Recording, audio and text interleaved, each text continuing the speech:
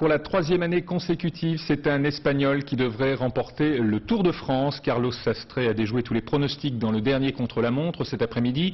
Le maillot jaune a fait jeu égal avec ses rivaux, ne concédant que 29 secondes à son principal rival, l'Australien Cadel Evans. L'Espagnol possède désormais 1 minute 5 secondes d'avance sur le second, de quoi gérer tranquillement la dernière étape. Philippe Castel. Le match n'a pas eu lieu. Evans à la poursuite de Sastre. 94 secondes d'écart entre l'Australien et l'Espagnol. 94 secondes à rattraper, mais le kangourou va sauter. Evans aujourd'hui a pédalé carré. Le chrono de sa vie, il l'a raté. L'Australien aux antipodes de ses capacités. Collé au bitume d'un contre-la-montre qu'il n'a pas survolé.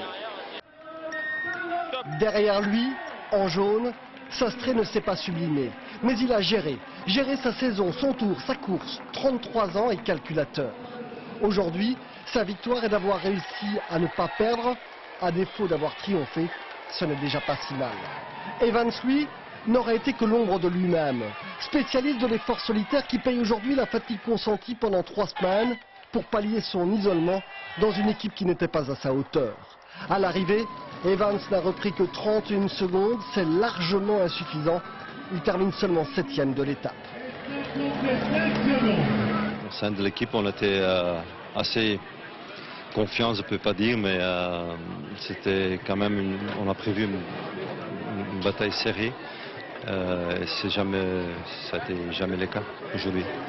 Le jaune n'a donc pas pâli. Quand il franchit la ligne, Carlos Sastre sait qu'il a gagné son tour. Et comme chacune de ses victoires, il la dédie d'un baiser qui s'envole à sa femme et à ses enfants. Mais face au micro, même si celui-ci est tenu par son ami Laurent Jalabert, le coureur discret retrouve rapidement ses esprits. En fait, j'étais tranquille, j'étais calme, je savais que c'était une occasion pour ma vie, l'occasion de la vie, et je savais qu'il fallait me battre tout simplement, et ça a été le rêve de ma vie, et c'est devenu réalité maintenant.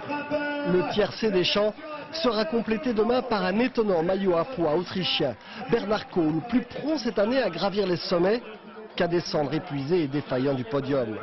Quant à la victoire d'étape, elle est revenue tout sourire comme à Cholet, à la F1 du vélo, Stéphane Schumacher. 20e étape.